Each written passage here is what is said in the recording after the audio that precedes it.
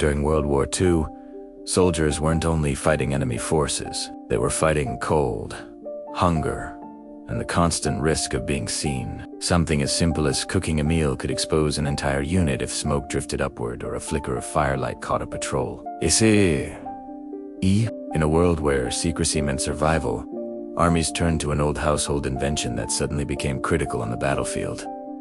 The fireless cooking box. It produced hot meals without flame, smoke, or sound, just the heat already inside the pot. Long before the war, this method existed in civilian life as the hay box. Families in the early 1900s would heat a stew or porridge for a few minutes, then seal the pot inside a box lined with hay, wool, or sawdust. The trapped heat continued cooking the food slowly, saving hours worth of fuel. When war erupted, military engineers immediately recognized how valuable this concept could be. German, British, and American forces all built their own versions, insulating wooden crates or metal chests with whatever they had: straw, blankets, felt, even sawdust from supply depots. The process was incredibly simple.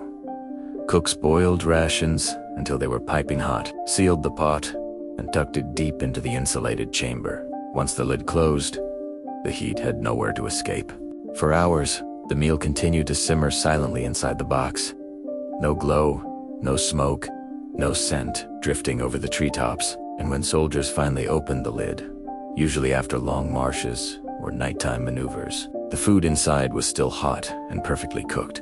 Beans, potatoes, stews, rice, porridge, anything that benefited from slow cooking turned out tender and flavorful. For resistance fighters across Eastern Europe, this wasn't just an efficient method, it was a life-saving one. In forests and occupied villages, where a single wisp of smoke could give away a hiding place, partisans relied heavily on fireless cookers. Pots were heated quickly before dawn, sealed away, and left to finish cooking while fighters moved or hid. It allowed them to eat hot meals without sacrificing their safety or position. Even today, the principle works just as well. You can build a fireless cooker with a wooden box, an old cooler, or even a strong storage bin. Line it with thick insulation blankets, straw, shredded paper, or modern foam. Bring your food to a full boil to make it safe, then immediately place the sealed pot inside and pack insulation tightly around it. Hours later, you'll open the box to a warm,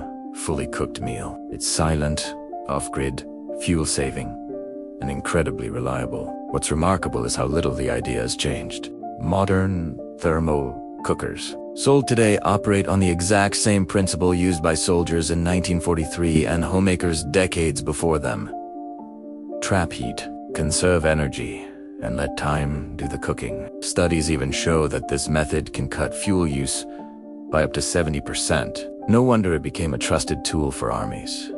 And no wonder survivalists today are rediscovering it.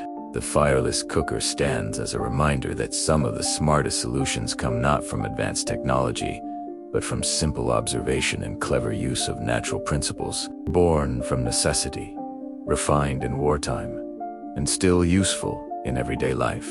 It remains one of the quietest and most efficient ways to cook. If stories like this spark your curiosity and reconnect you with the forgotten skills that shaped our past, be sure to subscribe to In the Beginning and share this with anyone who values history, innovation, and